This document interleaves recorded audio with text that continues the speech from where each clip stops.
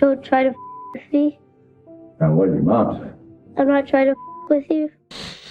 You can spend years of your life with someone, but in some cases it feels like you would never know who the person really is. Take Sara and Fred for instance. Sara thought she married a loving man, but that was definitely not the case. They got hitched and thought life was all rainbows and unicorns. Sara had it all, a successful hubby, a fancy house, and a cool job. The only thing missing was kids. Finally, their first little bundle of joy was on the way. But wait for the plot twist. Fred decides to ditch his job as a district attorney and chase his private practice dreams. Not cool, right? So Sara goes back to work, handling the baby and her job like a boss, while Fred parties it up in nightclubs till dawn. All he ever talks about is his booming practice that seems more like a distant dream. Oh man, things got cray-cray for Sara. Fred turned into this crazy money manager, taking all her paychecks and giving her a pathetic allowance.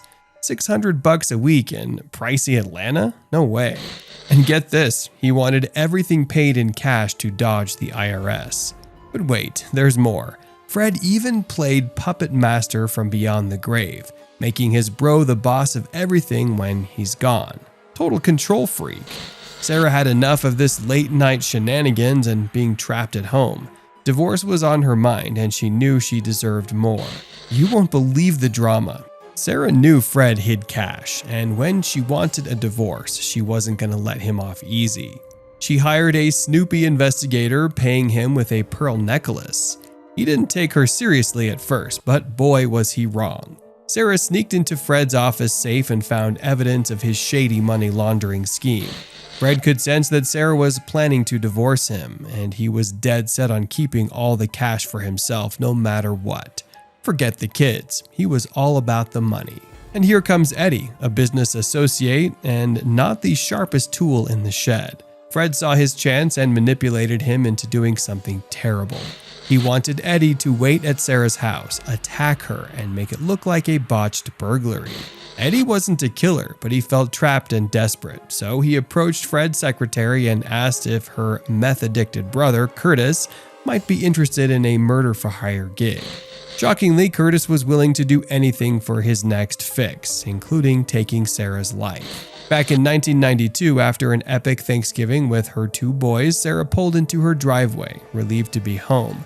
But, surprise, Curtis the jittery intruder scared her as she reached the door. Panicking, he forced her to drive. While Sara pleaded for her kid's safety, things went haywire when his accomplice didn't show up.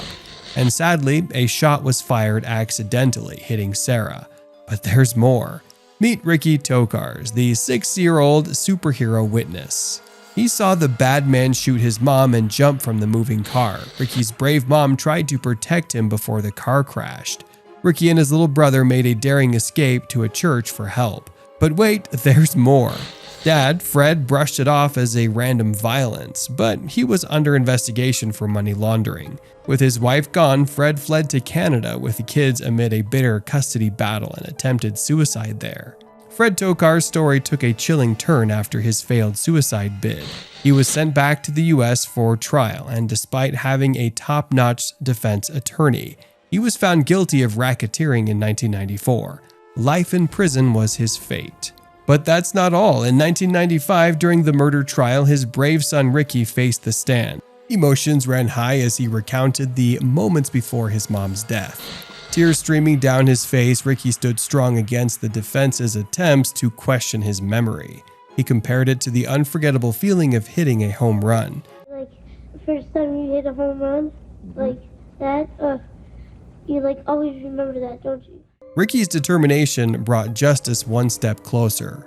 Fred's troubles continued when he was convicted in 1997 for his wife's murder, earning another life sentence without parole. In a bid to lighten his sentence, he played informant in prison, assisting in solving 6 murders. But his efforts fell short and he remained behind bars. In a sad twist of fate, Fred passed away in May 2020 due to a neurological disease while serving time in a Pennsylvania federal prison. Later, Sara's sister said he should have died in the electric chair 28 years ago. The pain and suffering that he caused those little boys and our family was and continues to be immeasurable. Eddie Lawrence, the man in the secretive federal lockup, has been there for decades, and guess what? Love found him behind bars. Yep, you heard that right.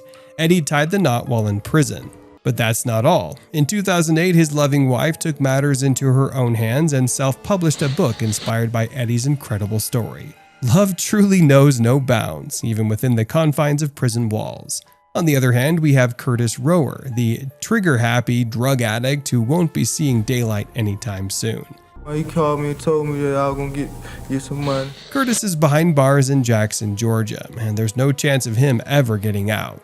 His actions sealed his fate and justice was served. With that, this video has come to an end. Be sure to subscribe and hit the bell icon for more intriguing content. Until then, goodbye.